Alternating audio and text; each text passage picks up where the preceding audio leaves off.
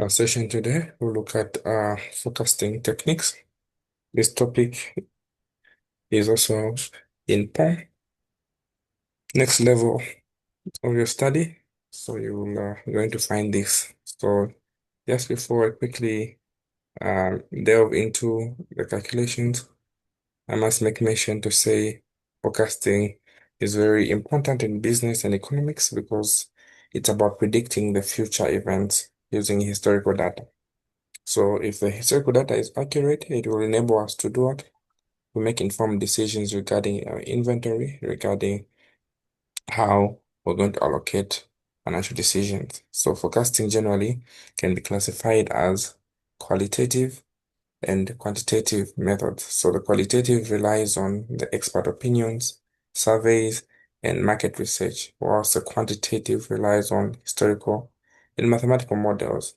For those of you who are doing managerial economics, you expect a question like this. So on the quantitative aspect, that's what we're going to look at in quantitative methods. So specifically, there are two primary methods of um, computing forecasts. We have what we call the moving averages and exponential smoothing. So these are the quantitative methods that we can um, use to collect data. So what is involved in each of these? So the quantitative, we have the moving averages and exponential smoothing. So moving averages is a simple forecasting method where you are going to have a fixed number of past events to predict the future over time. They will help us to predict the new average outcomes. So if you have the actual sales, for instance, which are given by 2, 4, 3, 2, 3, 6. So this is for January, February, March, April, May, January, February, March, April, May, June. You want to forecast for July. And you're using a three moving average. So you start by calculating your three moving totals, then you calculate your three moving averages. So we have three dashes here. 1, 2, 3. So the total for these three is what? 6 plus 3 is 9. 9 divided by 3 is 3. So the forecast for August, if we didn't have the 3, then we'll start from here. The moving totals in threes. Okay? So this is a 3. This 4 plus 3, 7. 7 plus 2 is 9. So this 9, since the 3 moving average, we divide by 3. We get a 3 again. Then we start counting from here now. Is 3. 3 plus 2, 5. 5 plus 3 is 8. 8 divided by 3, 2 point what? 2.67. So how do we forecast for July? We start from here. 2 plus 3 is 5. 5 plus 6 is 11. So our 11 here. When divide 11 divided by 3, what do we get? 3.67. So this is how we forecast for the following month using what we call a moving average. This is our moving average. We can also use a 5 moving average by calculating the averages for the 5, 1, 2, 3, 4, 5. You get the total, you put it down there, and you forecast for the next. So this is how we do the forecasting. Is that clear? On the moving averages that's the most basic and simplest way of calculating the averages. So we go to what is called exponential smoothing. Exponential smoothing. What is involved in exponential smoothing? Well, exponential smoothing, we're basically, okay, before I proceed, we also have what we call our error term. Error term. So the error term is there to enable you to calculate what error is associated with each value predicted. So the smaller the error, the more accurate that particular estimate is. So the moving averages, like I said, you sum total, then divide by n. So this kind of computation is very easy to use and very straightforward. It is used in many forecasting models. Okay, that's on advantages and disadvantages. So you can apply it in calculating quantitative forecasts. So I'll not dominate so much on it because there was no question on the moving averages, was there? Did you do any calculation on the moving averages?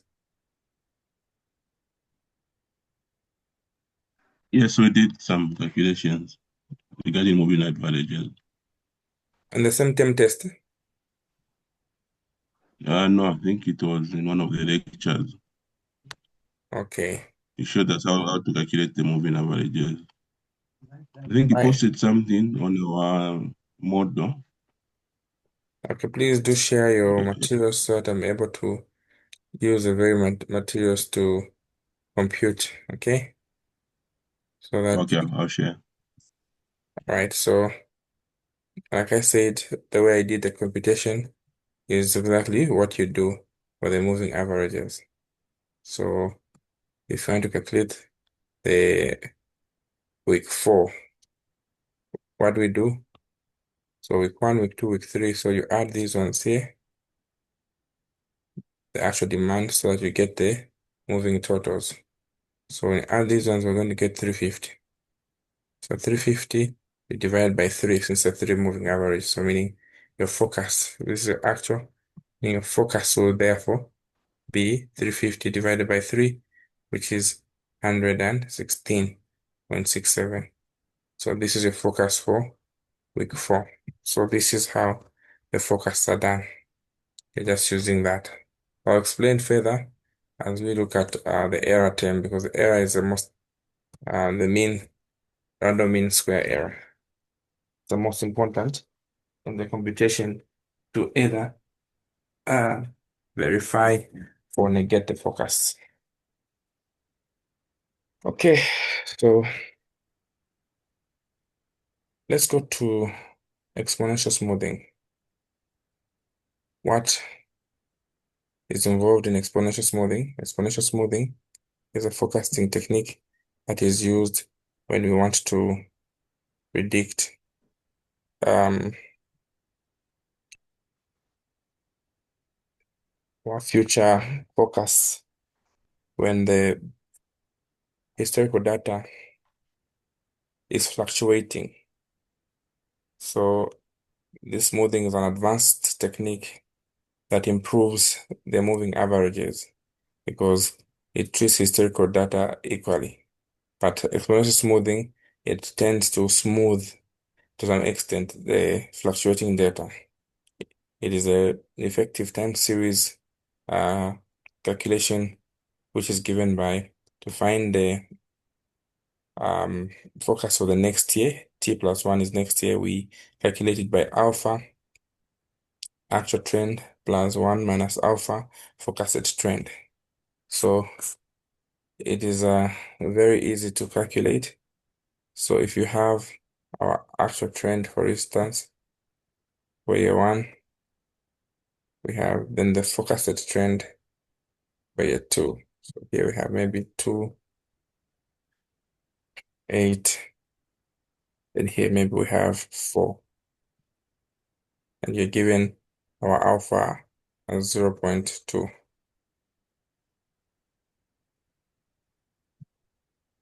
Okay, so for the easiest way, this is January, February, March, and April.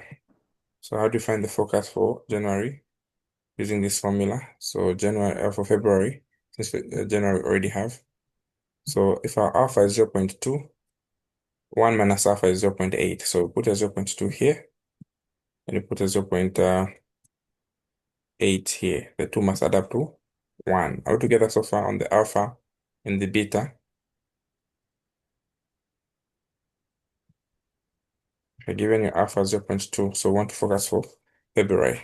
So February, we're going to have 0.2 on 2, use 20, 80, 40, 60, and this is 40.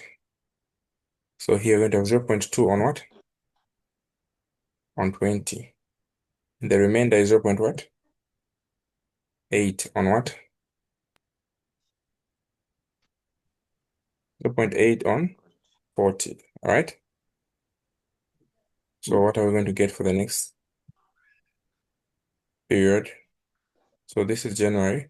When I say 1 plus t, it means the next particular year. So here we're going to have 4 plus what? 32. What do we get? 36. So 36 is the focus here. Now we're going to use this data to focus for March. So again, 0.2 on what? 80, right? Plus just matching this on that, this on that, it gives you the next. This on that, this on that, it gives you the next. So 80, 0.8 will be on what? The answer we just found, 36. So what is our forecast? This is 16 plus, what is 0.8 times 36?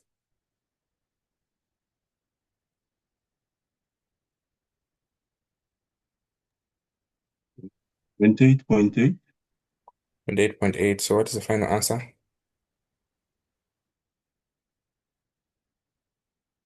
44.8.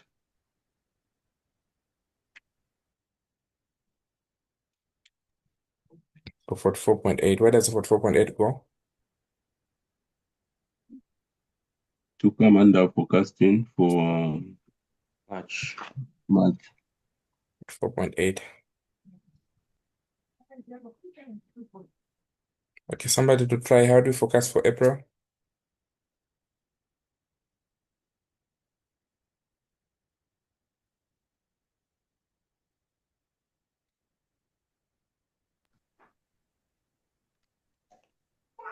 Easy.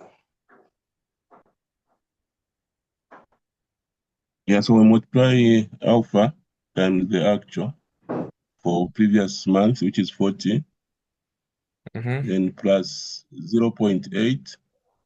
We multiply with the forecast for the previous month, which is 44.8. So 40, then 0.8 on the focus that we just found, which is Yes, 44. Are we all 0.8. together? So one person who's participating, and what do we get? Yeah, we are there. What are we getting? 43.84. 43.84.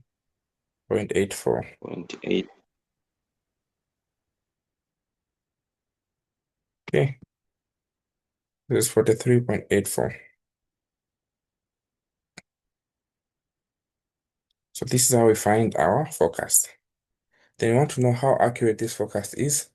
We now calculate our actual minus the forecast, then we square it. Okay, actual minus forecast, then we square it to get the absolute values. Okay, all together. So what do we have here? 20 minus 20 minus 40 Minus 20. minus 20, all right? So we get the absolute figure. And then 80 minus 86, 44. pardon? 44. 44. Okay, then 40 minus 44.8, 4.8. it's a negative, but we're getting a positive figure. About 60 minus 43.84,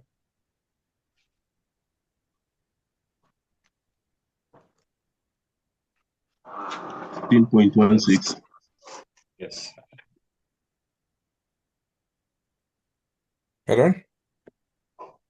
16.16. 16.16. Okay. All together.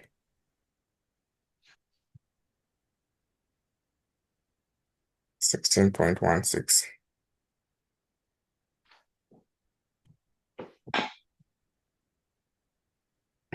Then after 16.16, we want to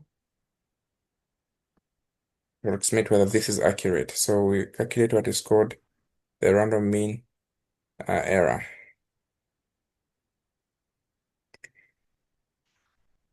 Okay, it's to be found by a summation of A minus the forecast over N. So we need to sum up our forecast that we had in here. So to find the random mean square error, we need to sum up our forecast. So are we together so far? Yes. All right. So when we add and subtract, what are we getting? Okay, that's a concept there. So you get the lower error term connected there. So let's do the same on this question here. How do we calculate the missing areas here? So we've been given our alpha here as what? 0.1, 0.2, and 0.3. So we're going to be using this for our actual focus. And these ones will be the forecasted focus. Forecasted focus for one, forecasted focus for scenario 2, and forecasted focus for scenario 3. Okay. So using the same method that we use, we're going to focus for each of these ones. So how do we do that? We use the same technique.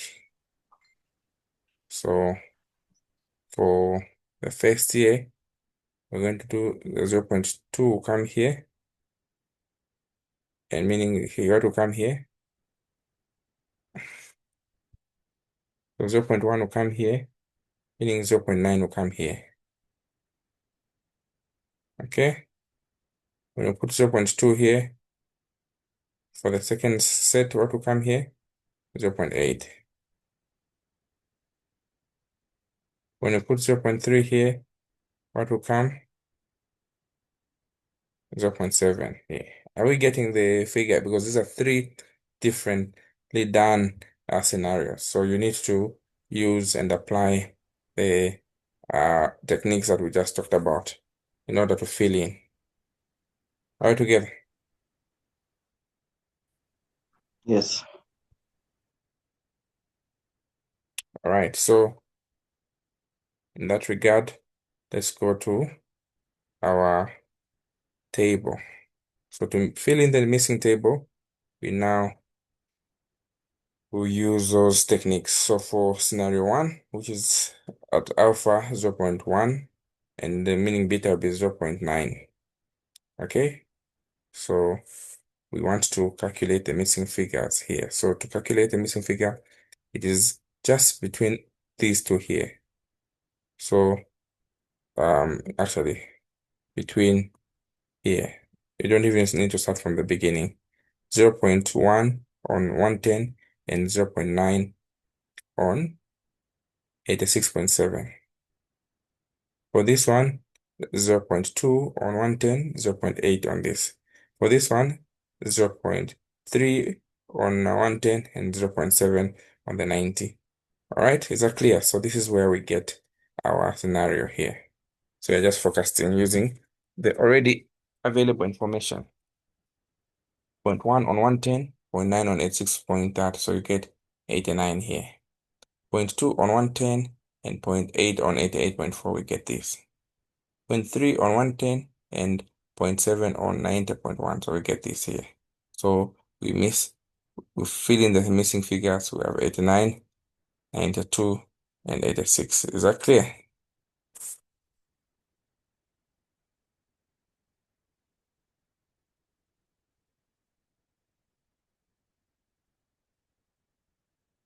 Are you together? It is. Sorry, could you just start again?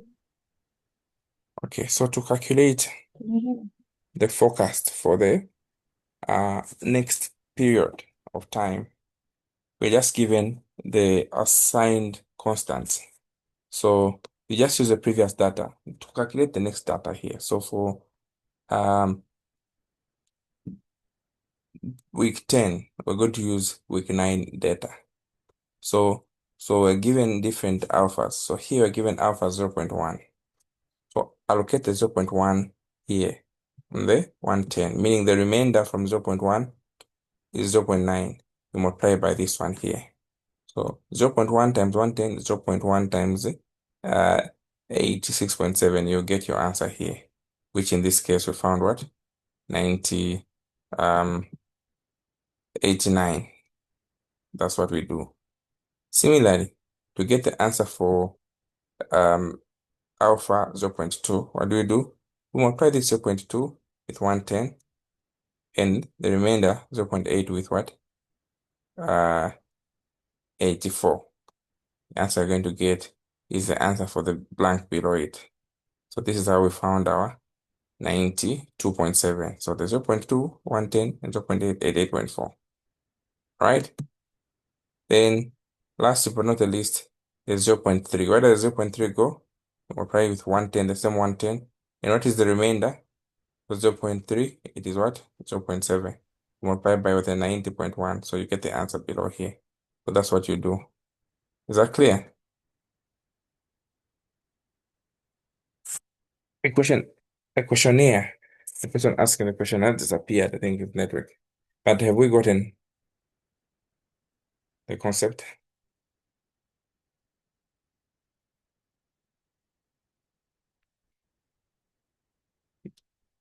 Okay, then to now estimate which one is the most accurate estimate, we calculate what is called the mean absolute deviation. So in each case, we understand that the error term is very important when you're doing forecasting. Forecasting is associated with what? Errors and accuracy. So to calculate and find the most accurate, we need to calculate what is called the mean square error and pick the smallest mean. So when we go back to our table, after filling it completely, we filled in the forecast for week 10, which are these ones here.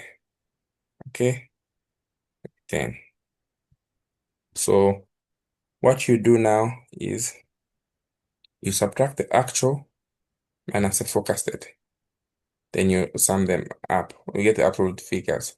So 102 minus 85, this one is 17, it's okay. 110 minus 86, this is 23, it's okay. 90 minus 89, it is 1, which is okay. But 101 minus 89, it is 15, which is okay. 95 minus 90, we get 4.3, which is okay. Then you total up.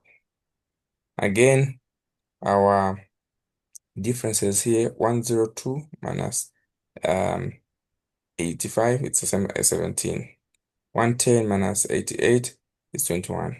90 minus 92, here we're supposed to get a negative, but since we're getting absolute figures, we ignore the negative. So this is 2.7. 105 minus 92, we get 12.8. 95 minus 94, we get 0.2. So we do that even for the third table. Okay, we get the absolute deviations. So for alpha 3, that is what we do.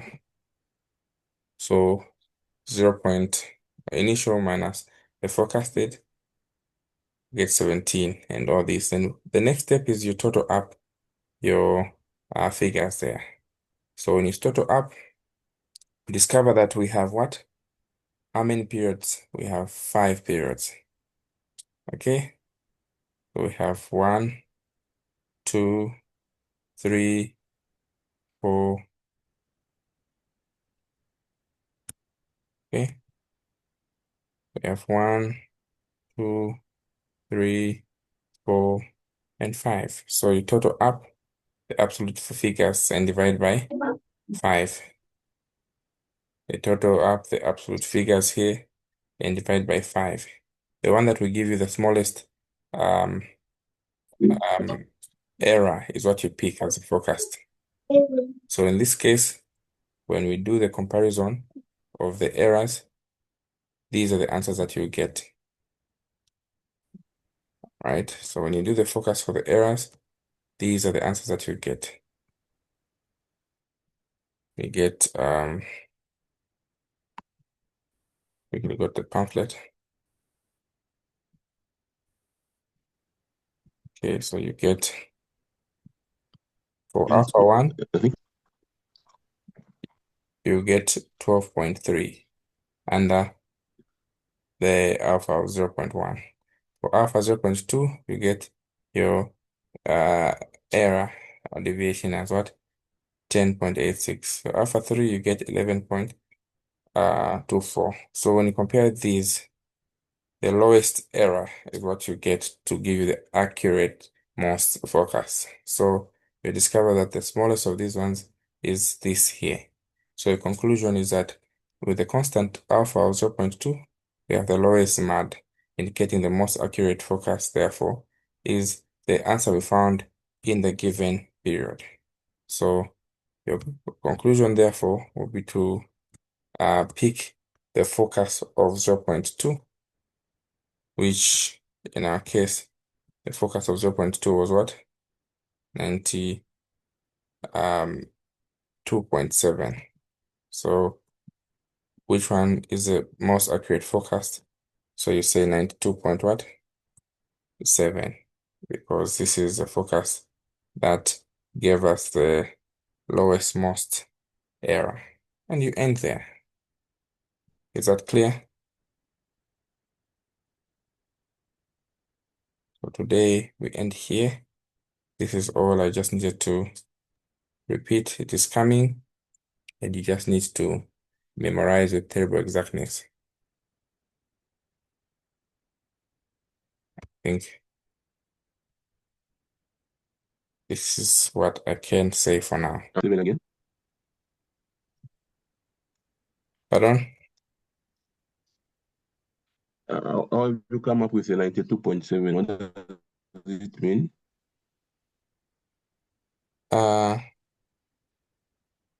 How do you come up with what? How did you pick the 92.7? You're saying it's the most accurate? How do we pick it? Yes. But you know how we calculated it? Yes, yes. Remember we calculated, say. Now, how do we pick it? The 92 point, who remembers how we pick it? The 92 point,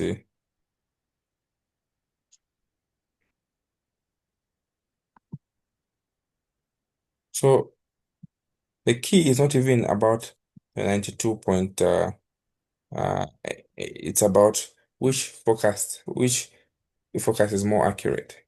So from what we're doing here, we're calculating the mean MAD to see which factor is giving us the most accurate.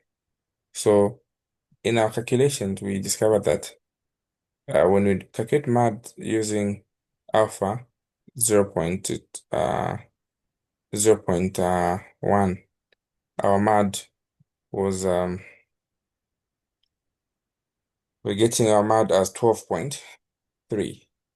Okay, then 10.86, 12.3, and here 10.86, and here our MAD we're calculating as 11.24. So in this case, they'll ask you which forecast is giving you the best or the most accurate. We pick the smallest. And in our case, our smallest was what? Was 10 point what? 86. Then they'll ask you, now, which forecast that we had these three forecasts. Therefore, which forecast can you estimate to be the most accurate of these three? We are picking this because it is based on the fact that it was produced from the what? 0.2. Are we together? Is that clear now? Yes, Have it's you got my clear. reasoning? Yes. I It's think it's clear. based on the MAD. The Yeah. MAD, yes, the Since MAD. you have picked the lowest, yes. Yes. In terms of the answers we found, we are picking 92.7 as 92.7, the most exactly. accurate. Yes. Exactly. All right.